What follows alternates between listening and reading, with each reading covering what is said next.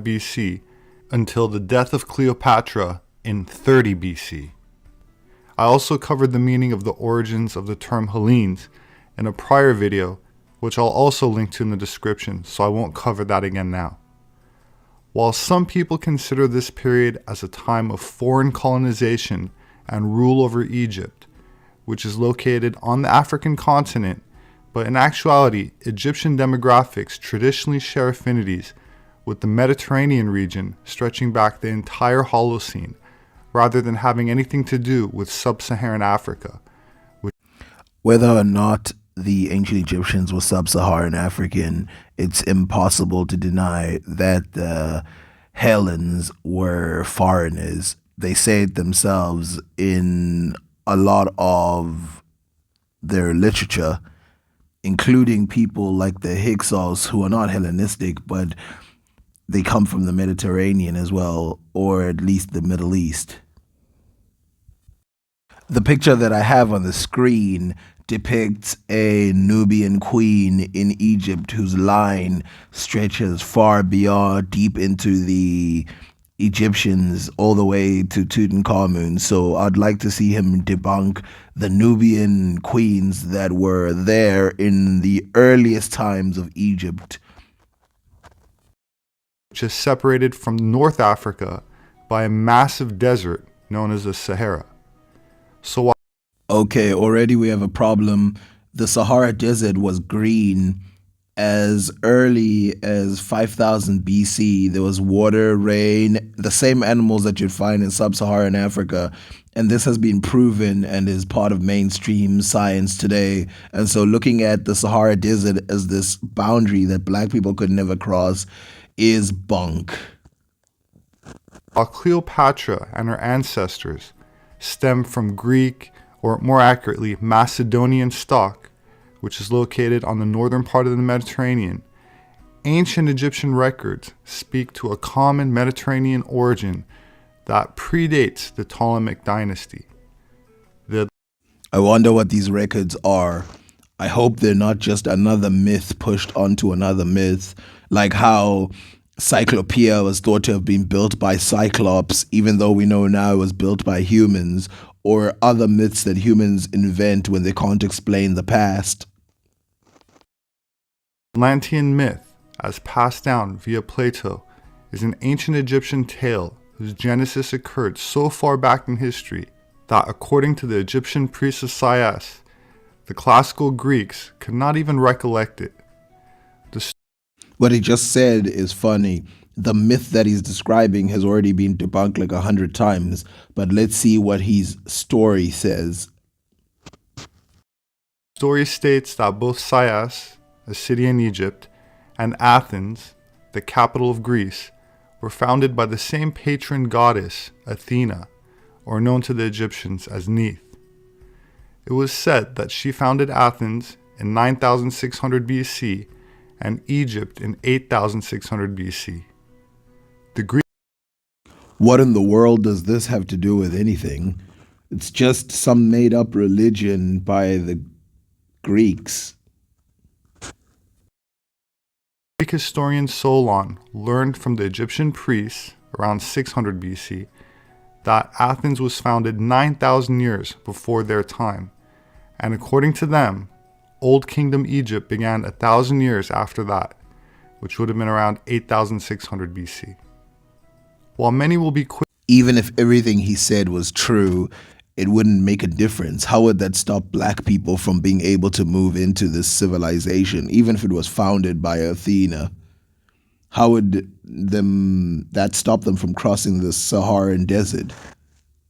Quick to point out that the story of Atlantis is just a myth that is yet to be proven or officially recognized in academia. What is real and proven is DNA, as well as the fossil record of North Africa, which stretches back tens of thousands of years into the Pleistocene, or Ice Age. Some 40,000. Let me help him out here. When he says DNA, he doesn't mean that DNA stretches to the Ice Age, but the thing that he's talking about, the Ice Age Egyptians, I'd love to see that evidence. 1,000 years ago, Cro-Magnon, the first people that had a skeleton, particularly the skull, that looked anatomically modern, entered Europe. Geneticists now show that a Cro-Magnon individual who lived in southern Italy 28,000 years ago was a modern European, genetically as well as anatomically. For anyone who is confused, Cro-Magnon is an old term for anatomically modern humans. So he's basically saying Homo sapien using a word that has been thrown away, probably due to implications which they don't believe in anymore.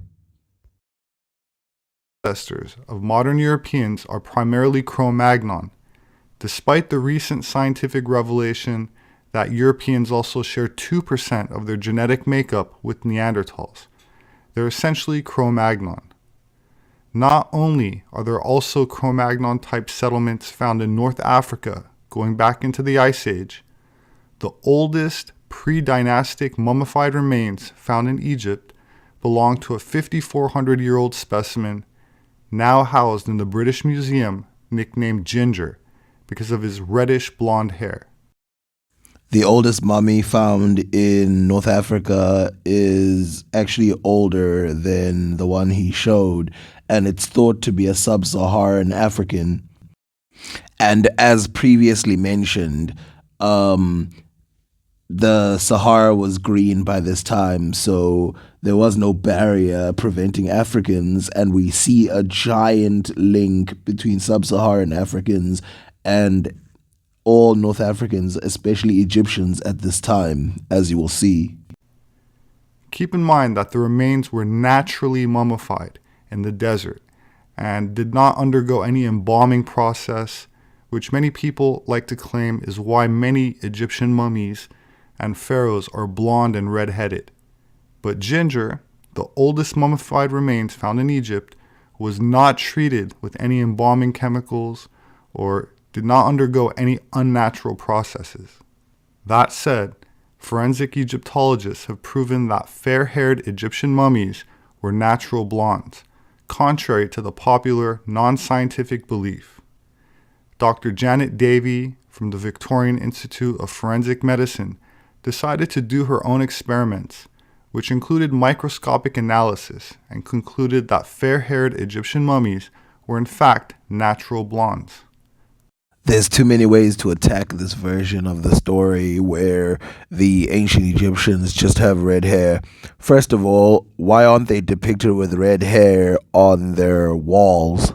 Claiming that the ancient Egyptians were blonde when almost no one in the Middle East or even Southern Europe is blonde is wild.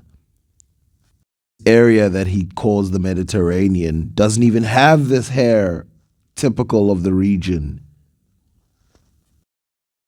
Quote, the general public and a lot of Egyptologists think that the ancient Egyptians had very dark brown or black hair, but this shows there were fair-haired Egyptians.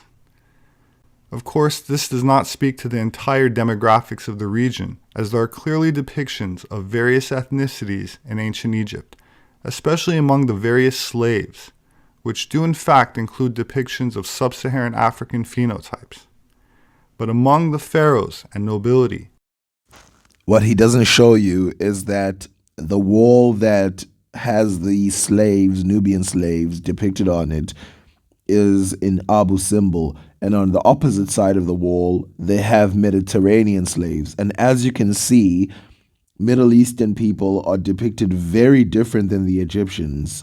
Look at the length of their hair and the way it's depicted. By the way, this tomb belongs to this man.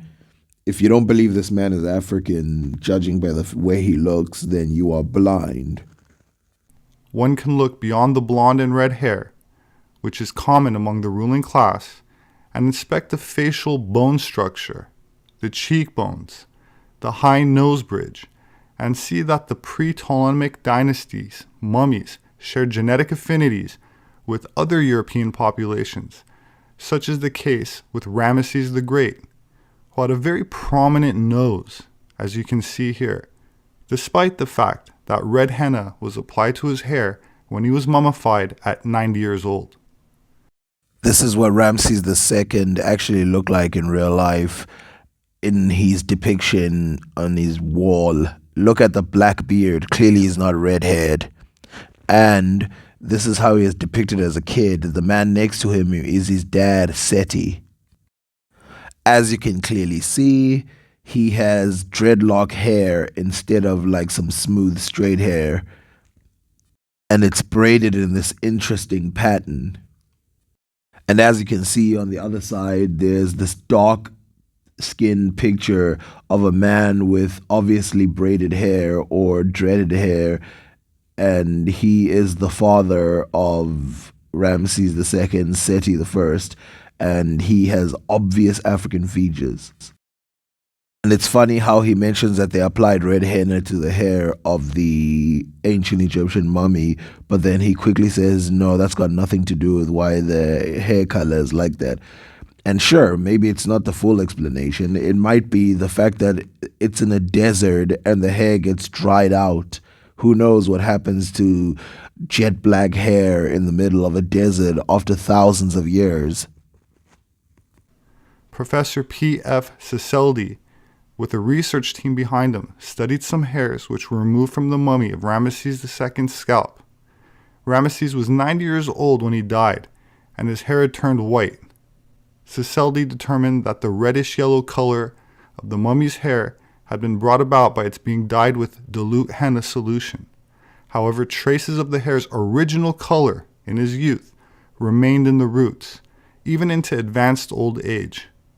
Microscopic examination proved that the hair's roots contained traces of natural red pigment. While there are many examples of natural blonde and red-headed mummies from all dynasties of ancient Egypt, especially the first and oldest ones. The first image he shows was Thutmose IV, and as you can see, his entire family has black hair, including him. The second image he showed was Queen Tai, which you can see has also got black hair.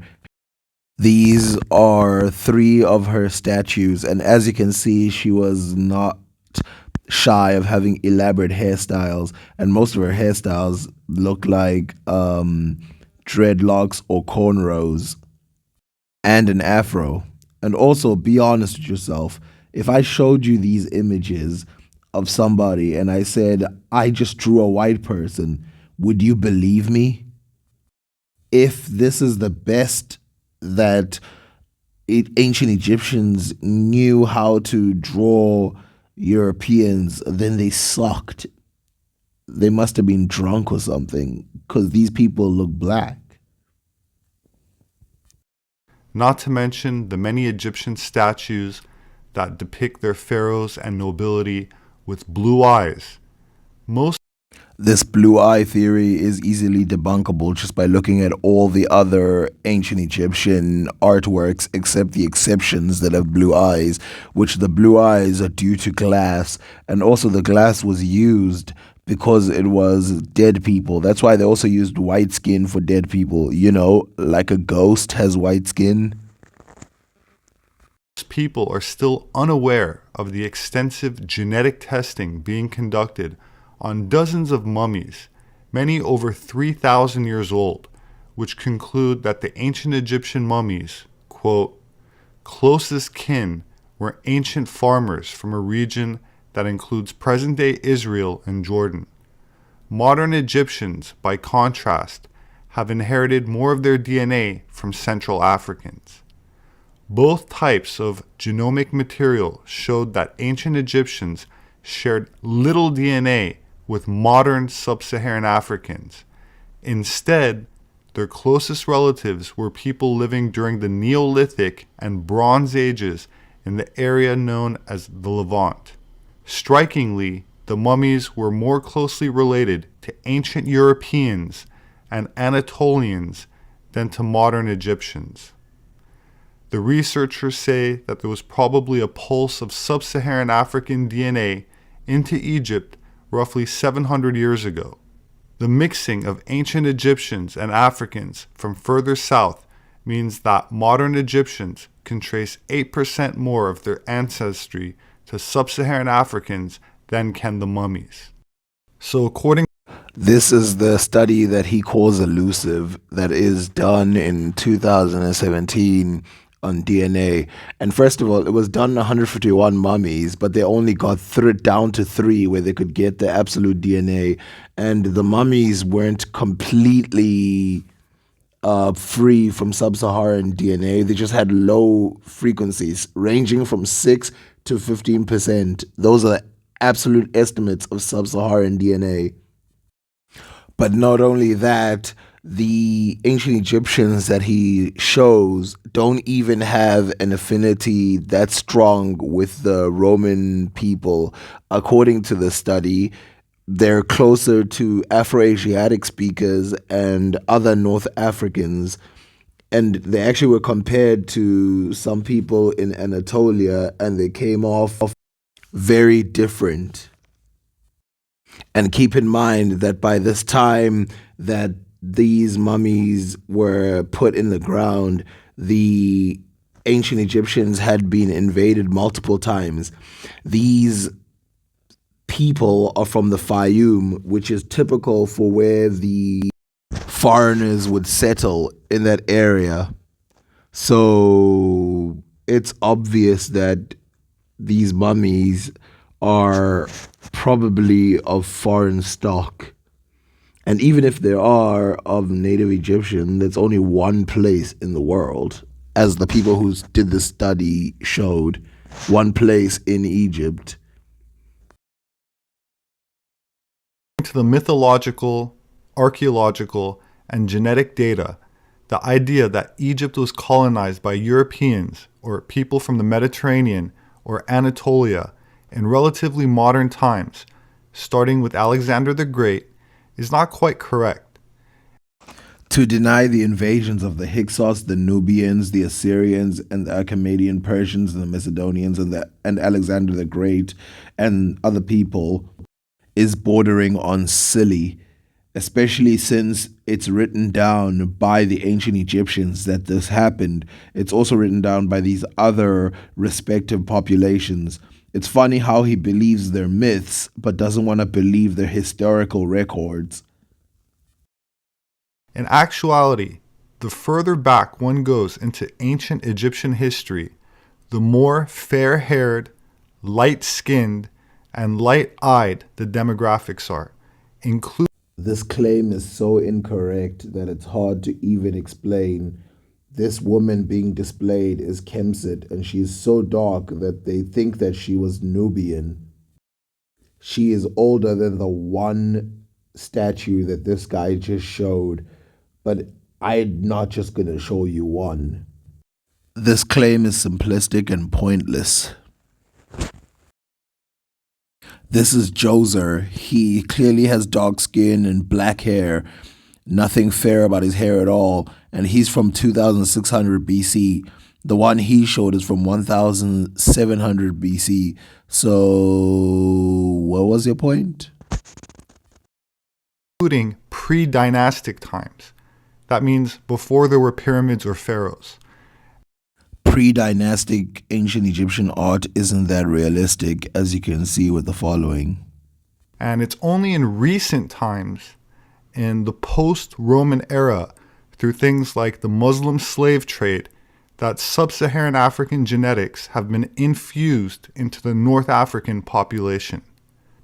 An article published in 2017 in the journal Nature Communication states that, quote, "Until now, the study of Egypt's population history has been largely based on literary and archaeological sources and inferences drawn from genetic diversity in present-day Egyptians. Our analysis reveals that ancient Egyptians shared more ancestry with Near Easterners than present-day Egyptians, who received additional sub-Saharan admixture in more recent times. By directly studying ancient DNA from ancient Egyptians, we can test previous hypotheses drawn from analyzing modern Egyptian DNA, such as recent admixture from populations with sub-Saharan and non-African ancestries, attributed to trans-Saharan slave trade and Islamic expansion, respectively. We found that ancient Egyptian samples falling distinct from modern Egyptians and closer towards Near Eastern and European samples. In contrast, modern Egyptians are shifted towards sub-Saharan African populations. We find that ancient Egyptians are most closely related to Neolithic and Bronze Age samples in the Levant, as well as to Neolithic Anatolian and European populations. When comparing this pattern with modern Egyptians, we find that the ancient Egyptians are more closely related to all modern and ancient European populations that we tested, likely due to the additional African component in the modern populations." This is the same genetic study that he showed earlier, and it's from 1300 BC to about 547 AD. Nothing new here is mentioned except the date, but to prove that this date is pointless, let's look at this.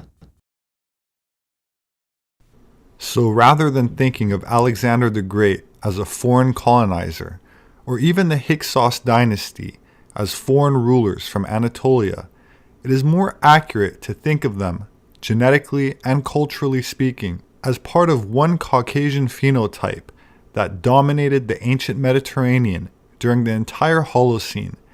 And by Mediterranean, I mean all of North Africa, from Morocco to Egypt, as well as Ethiopia, which used to have a different ethnic nobility in ancient times, all of Southern Europe, and the entire Middle East, including the Levant, as well as Anatolia and territories along the Silk Road going into North India, Iran, Pakistan, Afghanistan, Mongolia, and Western China. This is where he reveals his true intentions. Every civilization that he shows to have some kind of promise, he claims had a European origin. It shows his bias and where he's coming from. It is clear, not just to me, but to every scientist, that this idea of Aryan nation is bull. And it was abandoned a long time ago, not because black people made them abandon it, but because they couldn't find evidence for what they were saying. Over and over and over again, they found evidence to the contrary. While I understand that this is a controversial statement to make, I have no problem making it because I know that it's academically accurate. The mummy that he uses that has faded black hair is carefully selected. That's why he left out these ones. And while it is true that the DNA has shown that the Chinese people had some DNA from other parts of Asia, I don't know what this proves. The rest of his 1-hour video has nothing to do with ancient Egypt, so it'll be ignored. But to sum it up, basically he's making this argument that all scientists and archaeologists are wrong, and that all previous civilizations were made by blonde-haired, blue-eyed Aryans. But the easiest way to debunk this is to look at those great civilizations with no blonde-haired, blue-eyed people, and then say, okay, let's look at where there were blonde-haired, blue-eyed people. Where is that? Well, Sweden, Denmark, and Norway. There's a lot of them there, but there are no civilizations in that region that are as sophisticated as any of the other parts that they claim the Aryans have been. And not to mention that writing and other forms of sophisticated technologies didn't come to that Scandinavian region until much, much, much later, probably even after most of those civilizations had crumbled.